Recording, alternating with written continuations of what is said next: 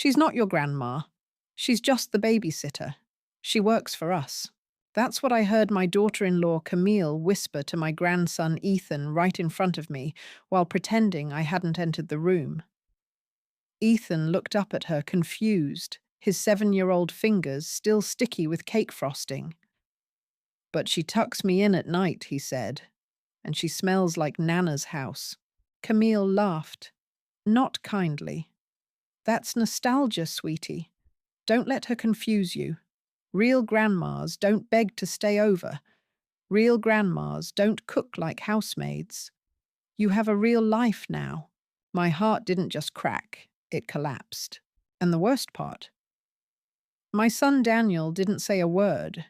He looked at the carpet, at the cake, anywhere but at me. I had raised him in that very house.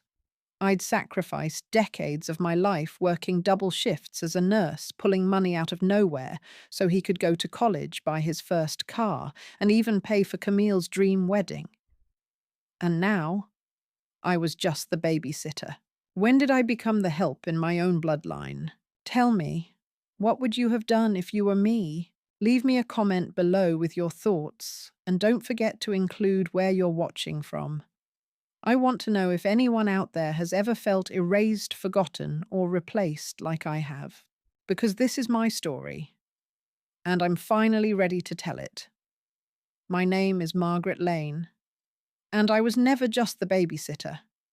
My name is Margaret Lane. I'm 72 years old, and I've lived most of my life in a quiet suburb outside Cincinnati. The same home for over 40 years, the one my late husband Henry and I bought when Daniel was still in diapers. He passed 10 years ago, cancer. Quick and cruel. After that, I poured myself entirely into my son and grandchildren, hoping family could still feel like home. I wasn't born into privilege. My parents were factory workers. I grew up learning to stretch every penny and keep the lights on with sheer will. When I married Henry, we had nothing but a used truck, a leaky apartment, and big dreams. But we built something together, savings, a home, stability. He worked at the post office, and I became a registered nurse after years of night classes. We paid off the house. We raised Daniel with all the warmth and structure we could offer. Daniel was my only child. He was soft-hearted as a boy, creative, a bit shy, always reading. I remember him falling asleep on the living room rug, with books fanned around his little body. That image kept me going during my hardest days. When he met Camille, I was hopeful. She was pretty poised, and from a family that seemed far more refined than ours. I tried my best to welcome her. I even gave her my mother's wedding pearls before the ceremony. She smiled and said, "Vintage is cute." That was the first sign. Camille had a way of complimenting me that felt like slicing paper with silk. "Oh, Margaret, I don't know how you manage this house all alone. It's so old-fashioned, like a dollhouse." Or, "You must be proud Daniel went to college considering." Considering what? She always called me Margaret, never Mom. At first I didn't mind. I told myself she was just modern, independent, formal. I laughed it off when she bought me a dustpan for Christmas. I said thank you when she gave me wrinkle cream for Mother's Day. And when she once asked if I still paid bills with paper checks, I played along. Well, when you're older, I guess you'll enjoy tradition too. But over time, those little things, those digs, those jokes, those cold glances began to grow. And I began to shrink. Still, I stayed close. I watched their kids while they traveled. I took care of Ethan when he had chicken pox. I sat beside Emma when she had night terrors. I was there always. I thought I was needed, but I was being downgraded, from mother to helper, from nana to hired hand. And I didn't realize how far it had gone until that day during the birthday party, when Camille leaned down to my grandchild and said I was just the babysitter. That sentence didn't come out of nowhere. It was the final note of a song that had been playing softly in the background for years. And the worst part, that song started in my own home, the one I helped pay for, the one where I was becoming invisible. The signs were subtle at first, easy to dismiss, especially when your heart wants to believe in family. I remember one afternoon when I brought over a tray of cookies I'd baked with Emma. She loved helping me stir the dough, and we always made them together for birthdays. That day, as I handed Camille the tray, she smiled thinly and said, "Thanks, Margaret. But we're trying to teach the kids about sugar moderation now. Maybe you can keep those at your house, my house." As if I didn't just spend 6 hours that week watching their children while she was at the spa. I smiled, nodded, and took the cookies back to my car. On the way home, I cried a little at a red light, then scolded myself for being too sensitive. Then came the rebranding. It started with her friends. Camille would introduce me as Daniel's mum instead of my mother-in-law. At a charity event, she even said, "Oh, that's Margaret. She helps out with the kids sometimes." Like I was a part-time sitter, she picked off a bulletin board. At first, I reasoned with myself. Maybe she just doesn't like labels. Maybe I'm reading too much into it. Maybe she's just nervous around her social circle trying to fit in. But I was watching the language shift, and every shift carved off a piece of me. Eventually, even the kids started to pick up the cues. One evening, Emma and Ethan were playing in the living room when I heard Emma whisper, "Ask her if she can fix it. She's just the babysitter." I stood frozen in the hallway, clutching a load of towels. My knees nearly gave out. I waited, hoping she'd correct them. But Camille only laughed from the kitchen and said, "Well, she is technically." Technically. I had picked Ethan up from school every Thursday for the past 3 years. I'd been there when he scraped his knee, when he lost his first tooth, when he made the soccer team. But now, I was being reduced to a job title I was never even paid for. And it didn't stop there. One weekend, I noticed that my seat at the dinner table had been moved. Literally. I used to sit to Daniel's right. Then I was moved to the far end. Then once I arrived, and there wasn't a chair set for me at all. Camille waved it off. "Oh, I thought you were just dropping off the kids. We didn't expect you to stay." Stay. In a house I helped renovate after Daniel and Camille moved in. A house I loaned them $30,000 for when they were first married and struggling. The final straw of that phase happened during family photos. It was a sunny spring day. A photographer came to their backyard to take pictures for the annual holiday card. I wore my nicest sweater, had my hair done. I even brought a little bouquet for Emma to hold. I was excited, hopeful. But when the posing started, Camille whispered something to the photographer. And then, just like that, I was asked to stand aside. She turned to me and said, "Oh, Margaret, we'll just do the nuclear family for now. You don't mind, right? The nuclear family." So I smiled, said of course, and stepped aside. But inside I cracked. Not because I needed to be in a photo, but because I was being erased. Each moment chipped away at me. A forgotten birthday card. A missed thank you. A tone in her voice when I tried to speak. And Daniel, my son, was always too busy, too distracted, or too cautious to notice. Or worse, he noticed and did nothing. Every dismissal felt like walking barefoot on gravel, quiet, constant, unseen. And all I kept asking myself was, how did I become invisible in my own bloodline? It was Ethan's 7th birthday when the final thread snapped. I had spent the week preparing something special, A handmade scrapbook of his milestones, each page layered with love. His first lock of hair I had trimmed. The crayon drawing he gave me when he was 4 with Nana spelled backward. A pressed leaf from the day we built a treehouse in my backyard. Each page held a piece of my devotion. I wrapped it carefully in gold paper with his name in silver calligraphy. When I handed it to Camille at the front door, she looked at the gift, paused, then said flatly, "Thanks. I'll keep it with the others." The others, inside the house, balloons hung from every corner, and the catering team bustled with trays. A clown juggled in the corner. Everything was perfectly orchestrated, perfectly glossy. I wasn't invited to help with the candles or sit near Ethan when he opened his gifts. I watched from the patio doors like a stranger peeking in. Then came the part I will never forget. Camille's friend, Monica, walked in with her daughter and asked, "Who's that sweet lady pointing at me?" Before I could even smile, Camille said loudly, "Oh, that's our babysitter. She's around a lot, bless her heart." Babysitter.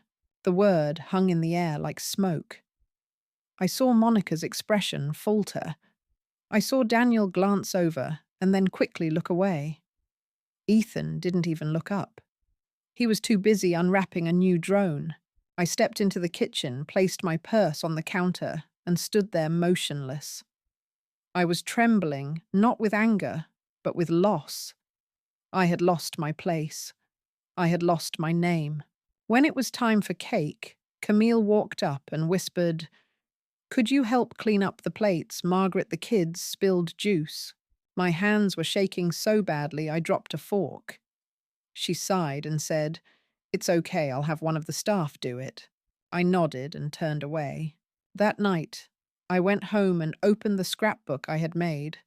It was sitting in my bag. Camille hadn't even handed it to Ethan. I sat alone in the dim kitchen, flipping through each page, my fingers trembling with every memory. Then I saw the one photo I had included of all 3 of us, me, Ethan, and Emma, sitting under the apple tree in my backyard. Our faces, sunlit eyes, joyful. I broke, not loudly, not dramatically. Just a quiet, unstoppable stream of tears that blurred the ink of my handwritten captions. It wasn't just about Camille anymore. It was about Daniel, my own son, letting this happen. It was about being erased from my grandchildren's identity. It was about being stripped of my legacy memory by memory. I picked up the phone and called Eleanor, my closest friend from nursing school. We hadn't talked in months. The moment she answered and heard my voice, she knew. "Margaret," she said gently, "what's wrong?" And I sobbed into the phone, unable to form a sentence. She didn't rush me. She didn't need the whole story. She just said, "Come stay with me a few days. I have tea. And no one here calls you just anything." I hung up, folded the scrapbook, and packed a small bag.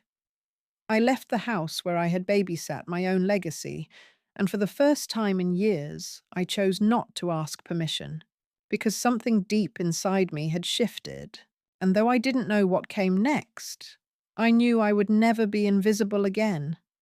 Eleanor lived 2 hours away in a modest cottage wrapped in ivy and the scent of lavender. The moment I arrived, she wrapped her arms around me like a safety net. We sat on her sun-drenched porch that afternoon, 2 women in their 70s sipping tea, no judgment in sight. I didn't say much that first evening, just stared out at the garden, while Eleanor gently reminded me who I was. Not by telling, but by seeing me. The next morning, something in me awakened, a quiet resolve. I opened my old laptop, the one I had stored in my linen closet, after Daniel said I didn't need to stress myself with tech anymore. I powered it up, dusted off the screen, and began combing through documents, deeds, loan contracts, photos, emails. every bit of proof that I had built that house, that I had helped raise my grandchildren, that I was more than just the babysitter. I searched my drawers for old receipts, scanned messages Camille had once sent me. Thanks for covering this week. Couldn't do it without you. Even if she now pretended I didn't exist, the trail was there. Then I started recording. I remembered what Eleanor used to say when we worked in the maternity ward: documentation saves lives and legacies. So every voicemail, every dismissive comment, every cold glance caught on a birthday video, I logged them. I never raised my voice, never confronted Camille. Not yet. Instead, I emailed a friend of mine, Veronica, who had worked for a family law firm before retiring. I asked her one question. If someone tried to legally erase a grandmother's role in a child's life, would there be any recourse? Veronica called me within the hour. What happened? She asked, her voice low, serious. I don't know yet, I replied, but something's coming. She offered to put me in touch with a young lawyer she mentored, Marissa Sharp, discreet and passionate about elder family rights. And just like that, a quiet web of protection began to form around me. Back at Eleanor's, I found a notebook and began journaling. Not just memories, but every time Camille made me feel like less. Every time Daniel didn't look me in the eye. Every time the children used the word babysitter instead of grandma. I needed it all documented. It became my ritual tea at sunrise laptop by midday and deep reflection in the evening. And the silence, it wasn't weakness. It was strategy, because I knew if I moved too soon, they'd twist the story. Say I was confused, say I was emotional, say I was just old and lonely. But if I moved wisely with patience and truth, they wouldn't be able to deny what they had done. And so I waited for the day my son would call and ask Mum, "Why haven't you been coming around lately?" Waited for the day Camille would slip again, confident in her power. Waited with strength stitched into silence, because sometimes the fiercest storm brews in absolute stillness. And I was almost ready to let it rain. It started with a phone call from Daniel. "Mom, Ethan asked where you've been. Camille says you needed space, but are you okay?" That was his version of concern, filtered, distant, almost as if he was seeking reassurance more for himself than for me. I breathed in slowly. "I'm safe, Daniel. I just needed time away from a place where I wasn't wanted." There was a pause. "That's not fair. Is it not?" I cut in my tone, calm but unshakable. "Do you remember what your wife called me at Ethan's party?" Silence. I watched from the patio like a stranger. I wasn't even introduced by name, just a job title. My voice didn't shake. "You said nothing, Daniel. You let it happen." His sigh was long. "Mum, you're taking things too personally. Camille didn't mean it like that. You know she's under pressure. She's juggling a lot." I laughed, but it wasn't joyful. "Don't ever ask me to excuse cruelty because it's convenient." The line went quiet. Later that week, Camille texted me. Just 4 words, "Come for Sunday dinner." Eleanor raised an eyebrow when I showed her. "You ready?" I nodded. "Yes, but I'm not going as the same woman who left." I wore a crisp navy suit, the one I used to wear when I was head nurse. Hair brushed neatly, a brooch at my collar. I brought nothing, not a dessert, not flowers, not even that comforting smile I used to wear like armor. Camille opened the door. She blinked, surprised, then stepped aside without a word. Dinner was tense. Ethan sat at the table playing with his fork. Emma doodled on her napkin. Camille performed niceties like a hostess on autopilot. Daniel kept checking his phone. Halfway through the meal, Camille finally said, "So, you've been away. We missed you." I looked at her eyes, steady. "Did you miss me, Camille? Or did you miss the free childcare?" The words hit like cold water. Daniel cleared his throat. Mom, no. Let me speak. I set my napkin down slowly. Do you know what it feels like to be erased in front of your grandchildren? For them to believe I'm just someone hired to fill in when you're busy? Camille blinked, feigning innocence. I never said that. I reached into my handbag and placed a folded sheet of paper on the table. This is a transcription of the video from Ethan's birthday. Monica asked who I was. You said I was the babysitter. Daniel paled. Wait, you recorded it? No. It was on your own home video. I had a friend retrieve it from your cloud. You didn't even bother deleting it. Camille's voice rose. You went into our files? I protected myself, I said evenly. Something you seem unfamiliar with. Then I brought out a slim folder, copies of documents, screenshots, texts. This is everything. The conversations where you thanked me for watching the kids.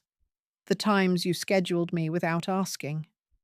The messages where you told me not to attend events because it would confuse the kids. Camille's face tightened. Daniel opened the folder.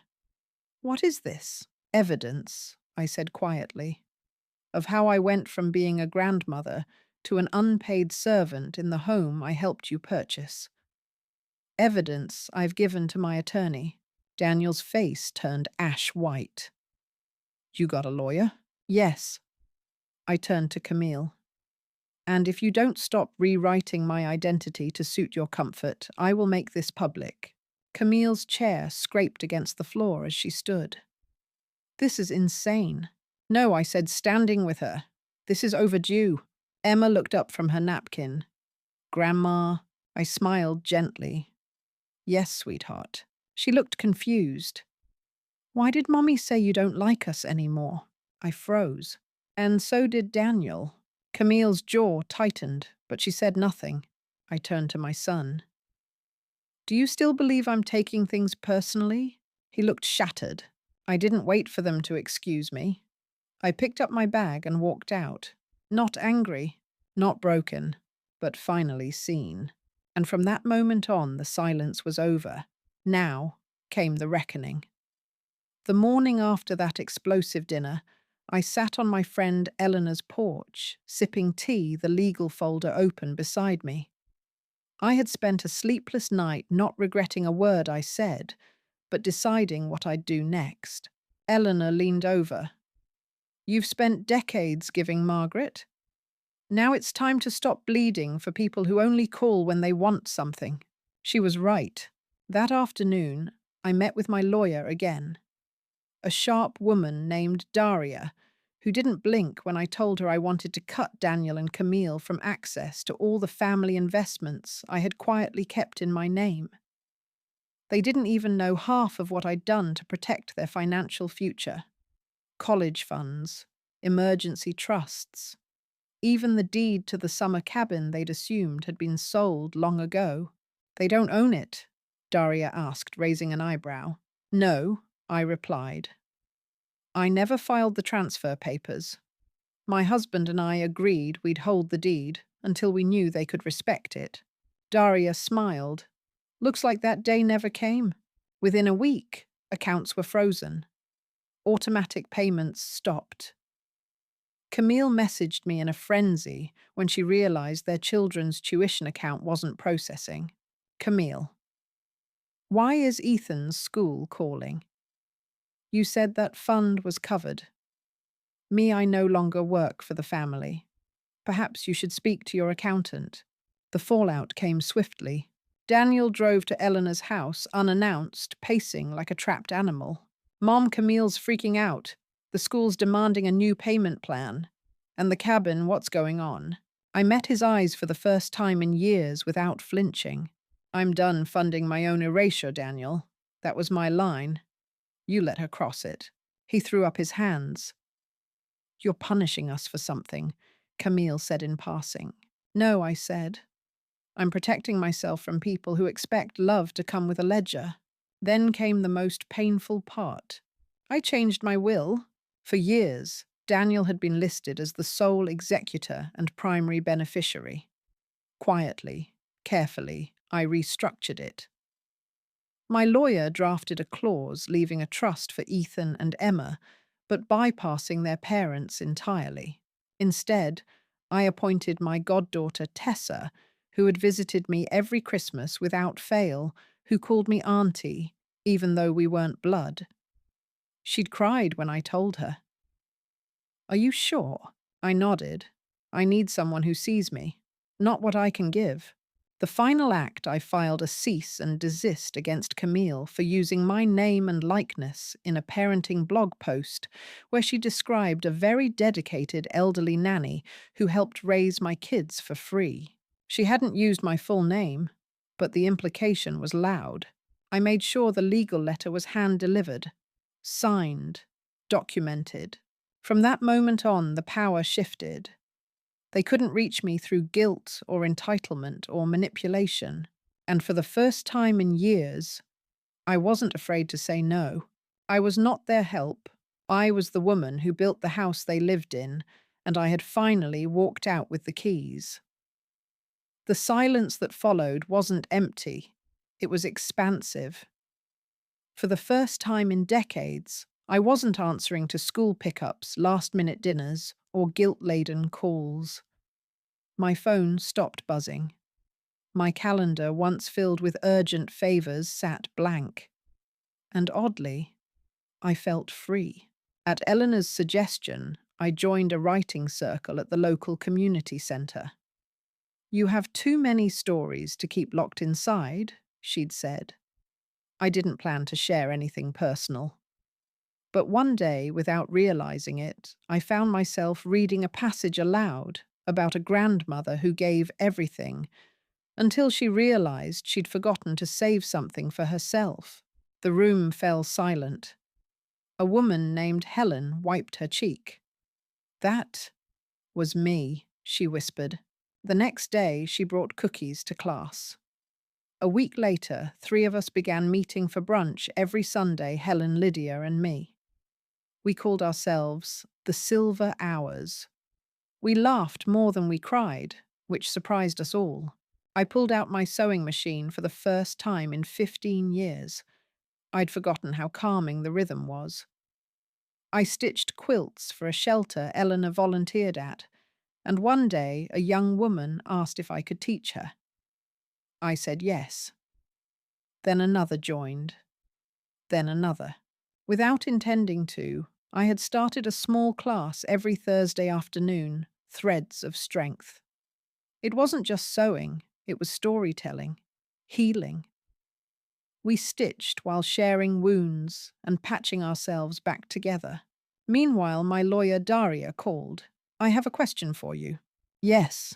Would you ever consider mentoring a young woman I'm working with? She's interning at the family advocacy clinic. She's brilliant, but she could use the wisdom of someone who's lived it." Her name was Amira, 24. Eyes sharp, heart kind.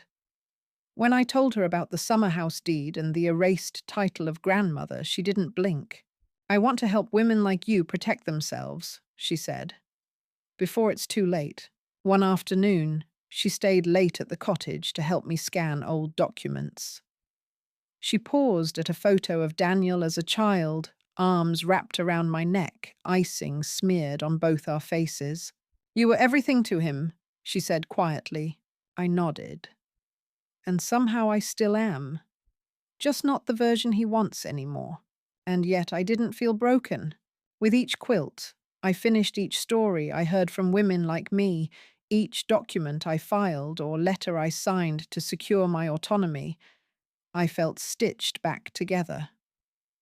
Not like before. Not the same woman Camille called the babysitter. Stronger, sharper, kinder but not naive.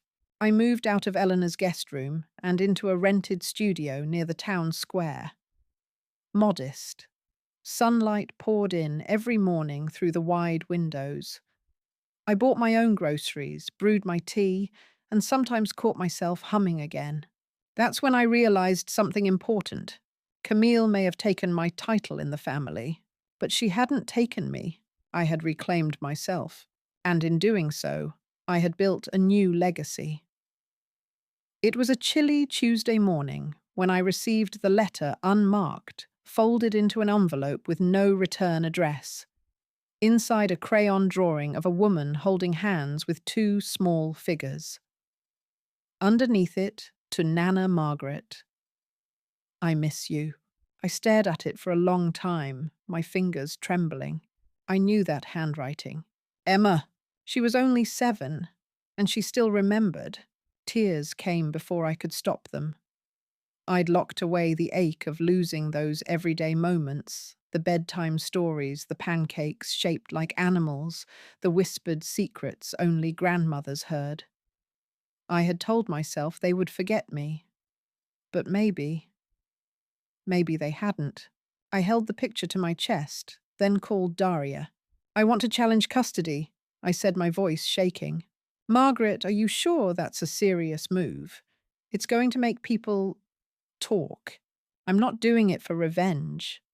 I'm doing it because I don't trust Camille, and because my son is too afraid to see the truth. For weeks, I gathered everything. I printed screenshots of Camille's parenting blog posts, thinly veiled references to outsourcing childcare, and delegating responsibilities to retired relatives who didn't know how to say no. I compiled messages where she referred to me as the help and the glorified sitter. There were even a few videos Ethan had filmed where I was clearly doing homework and baths and dinners, while Camille was out at parties or filming sponsored videos about balanced motherhood. I filed for limited guardianship, not full custody. I knew the courts would rarely favor a grandparent unless abuse was proven. But my goal was to gain visitation rights, to make sure my grandchildren knew I didn't disappear, that I had been erased. The media caught wind. An older woman suing her own son and daughter-in-law. It became a headline on local news. Nanny grandma files for rights. Is it too far? I was called cruel, bitter. Even my own niece left a comment family should forgive, not sue. But others saw the truth. Women showed up at the courthouse holding signs, "Grandparents are not servants." A former PTA mom sent me a message. She told people you were the cleaning lady. We always knew it wasn't true. Camille hired a PR firm. They released a glossy statement about family misunderstandings and miscommunication taken out of context. Daniel never made a public comment. He just sent me a 2-line email. Please don't do this. You're making everything worse. I didn't respond. Because what was worse, public shame or being forgotten? The hearing was short. The judge, an older woman with silver hair tucked behind her ears, asked me one question after I laid everything out. Why now, Mrs. Connors? I took a breath. Because I spent 7 years helping raise 2 children. And the moment I stopped being useful, I was written out like a chapter no one wanted to read again. But those children still carry my stories in their hearts. I owe it to them to remind them who I really was. I didn't win full guardianship, but I gained supervised visitation, twice a month. It was enough, but the ripple had begun.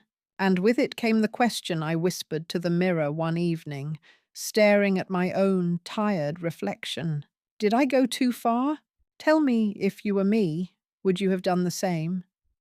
It was a rainy afternoon the first time they came.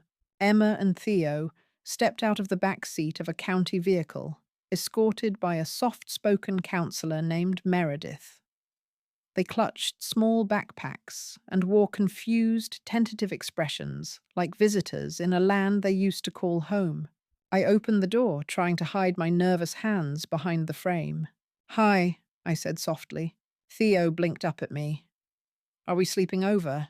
Meredith smiled gently. "No, sweetie, just visiting today." Emma held back, clutching the crayon drawing I had pinned to my wall weeks ago, the same one she had sent me. "You kept it," she whispered. "I did," I said, my throat tightening. It's the most precious thing I've received in years. That day was quiet. We played board games. I made grilled cheese the way they remembered, and they ran around the tiny living room until dusk fell.